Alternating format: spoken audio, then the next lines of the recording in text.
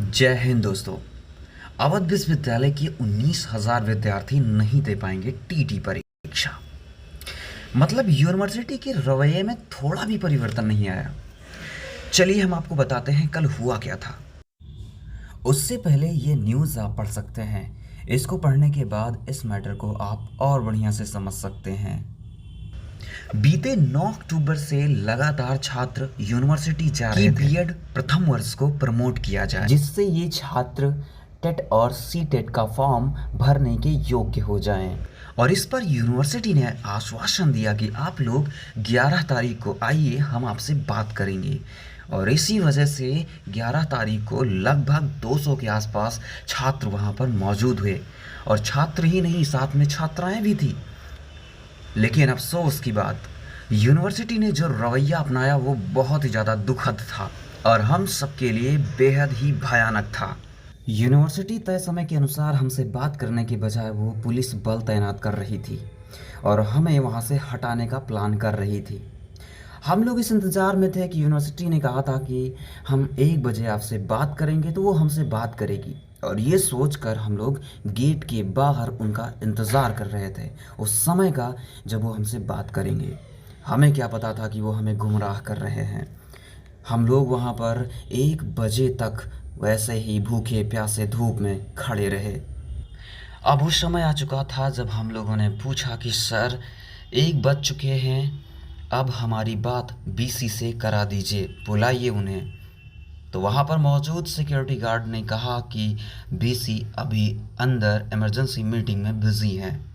अभी तक हम लोग पूरी तरह से सकारात्मक थे। हमें उम्मीद थी कि शाम भले ही हो जाए, लेकिन हमें इसके विषय में ज़रूर कोई ना कोई यहाँ से आज निर्णय मिलने वाला है। उनका ये सिलसिला कई घंटों तक चलता रहा। हम लोग इंतज़ार में थे कि चलो ठीक है, देर सही लेकिन हमारी बात तो होगी। लेकिन हमें क्या पता था कि कॉलेज के अंदर कुछ अलग ही साजिश चल रही है। अभी तक हम लोग गांधीवादी नीति पर चल रहे थे, लेकिन हमें इसका आभास हो गया कि अब हमें अपनी नीति बदलनी होगी। जहां गांधीवादी हमारे दिल में बसती है, हम भगत सिंह के आदर्शों से भी अछूते नहीं। हम सब ने एक छात्राध्यापक की मर्यादा को कायम रखते हुए अपने आंदोलन को आगे बढ़ाया। लेकिन यूनिवर्सिटी की संवेदनहीनता देखिए। अभी तक कॉलेज प्रशासन का कोई भी व्यक्ति हमसे बात करने नहीं आया। हम बस इंतज़ार करते रहे कि आखिर कोई तो आए, कुछ तो बोले। ऐन मौके पर धोखा। हम लोग को तो ऐसी फीलिंग आने लगी जैसे हम लोग लुट गए। और असली धरना तो अब स्टार्ट होता है।